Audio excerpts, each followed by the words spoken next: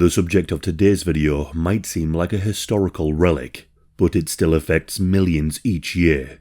Child marriage. This has sadly been a feature of many cultures and people throughout history, causing much harm. In today's video, we will look at just why this happens, historical examples, and why this disturbing practice persists to this day. It is perhaps helpful to start with a definition of child marriage. This is defined as either a formal or informal marriage or union where at least one person is under the age of 18. The formal relates to a legally recognized marriage, whilst informal could be a cultural or religious recognized union, but not recognized by the state. Often, child marriage is tied to the girl or boy going through puberty, which is termed coming of age. The decision as to whether the child would marry often would be up to the parents, with little to no input from the child. These marriages would also be forced upon children following the girl falling pregnant, whether it be to cover up an abuse, to avoid shame, or to avoid dishonour on the family. Throughout human history, there have been many reasons why child marriages have been performed. When life expectancies were lower, teenagers marrying was seen as more acceptable than it is today. With infant mortality rates high, there was a need for as many children to be born, meaning mothers being younger. For many living in poverty, child marriages were a way to pass on the responsibility of another mouth to feed. Child marriages were also used as a way to control female sexuality and to ensure virginity before marriage. These marriages could be arranged by parents looking to build alliances or close relations with another family. This was particularly the case amongst royal and noble houses, eager to maintain peace or build alliances. For example, King Henry VIII of England was 17 when he married his first wife, the 15-year-old Catherine of Aragon. There are even more disturbing examples of incestuous child marriages, such as the marriages between the 41-year-old King Philip IV of Spain and his 14-year-old niece, Mariana of Austria.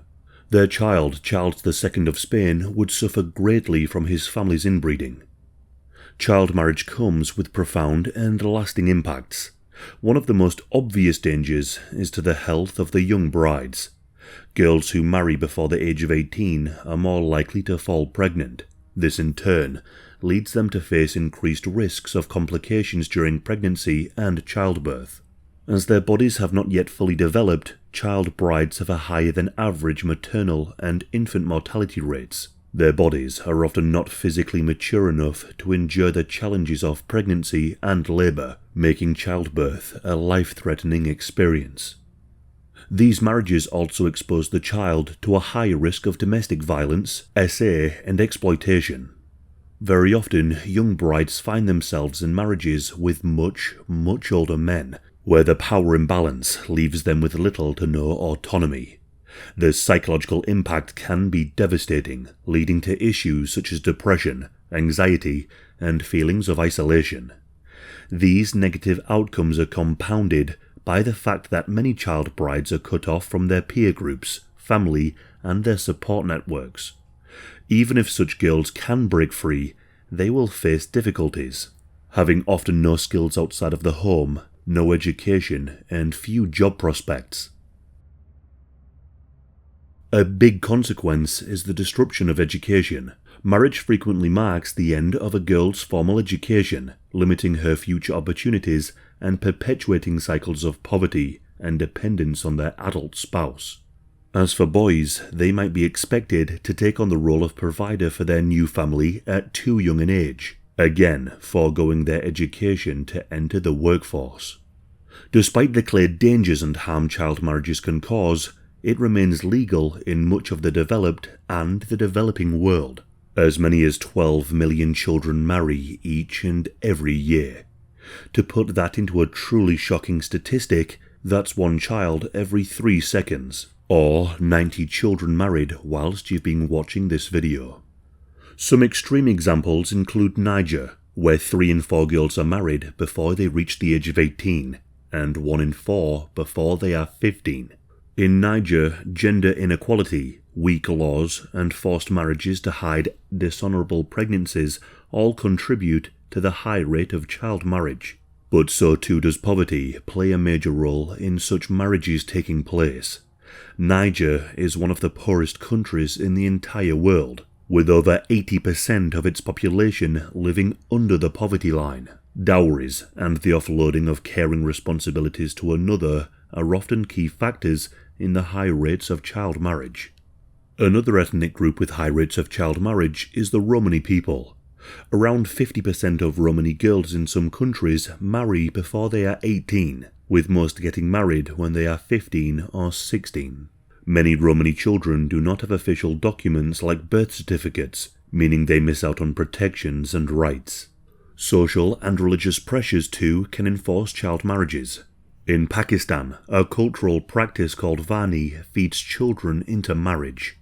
Disputes between families are resolved by the aggrieved party receiving as compensation a child, who, more often than not, becomes a bride. Whilst this practice has been banned, it still persists in the rural areas. Religious doctrines and interpretations too focus on whether the child has reached puberty as a sign as whether or not they are able to be married. Christian, Jewish, Islamic and Hindu religion doctrines all focus on the ability of a child to become pregnant as a sign that they are ready to be married. But this can only explain some of the reasons why child marriages persist to this day. Child marriage is still legally permitted in much of the USA. Between the years of 2000 and 2018, over 300,000 children were legally married in the US. Most of these marriages, at around 80%, were young girls marrying adult men. One very disturbing example captured national attention, that being the marriage of Eunice Winstead in the year 1937.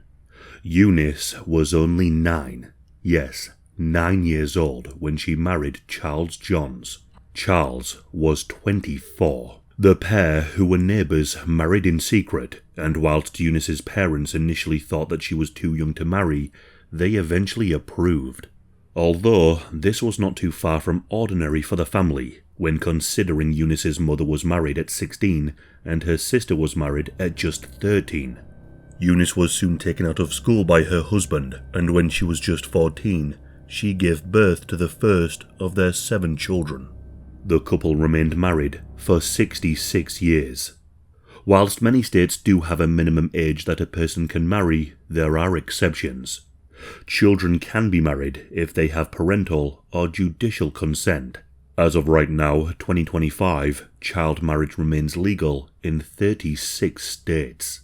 Only 14 states have enacted laws setting the minimum age to marry at 18, with no exceptions available. But 4 states have no minimum age for marriage, where exceptions are used. In some states, children can legally marry at an earlier age than they can legally consent to sex. This means that the very laws designed to protect children blur with laws allowing children to be married to adults, providing legal loopholes for acts that should otherwise be considered crimes. In many other countries, there is no legally defined minimum age for marriage, allowing the practice to persist. As of early 2025, over half of all the countries allow for child marriage, with parental or judicial consent. The Girls Not Brides website has an active map of the world where you can see parts of the world where child marriage is most endemic. On a more positive note, there has been recent legal reforms in such countries as Sierra Leone, Colombia, and Belize. They have all set the legal age for marriage at 18 without exceptions. The United Kingdom passed a law in 2022 banning child marriage by removing parental exceptions. Campaigners in the US are pushing for states to remove parental exemptions and to raise the minimum age for marriage. Current trends show some promise too. A decade ago, 1 in 4 young women aged 20 to 24 were married when they were under 18. That number has since declined to 1 in 5 girls and 1 in 30 boys. There are a number of organisations and efforts to reduce the rates for child marriage. Groups like the Girls Not Brides Coalition, which is made up of over 1,400 organisations worldwide, works to end the practice through advocacy, research and community programmes. In 2016, UNICEF launched its programme to end child marriage, focusing on giving children choice and autonomy. Focusing on educating children, their parents, and increasing economic support has shown some improvements. But tragically, at its current rate, it will take another 300 years to eliminate child marriage.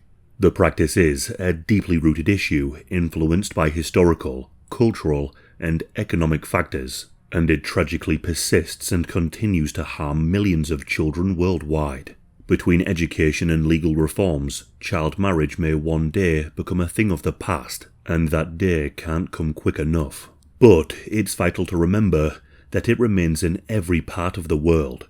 One hopes that every girl and boy can grow up free from the threat of early marriage, and with the autonomy to choose their own life.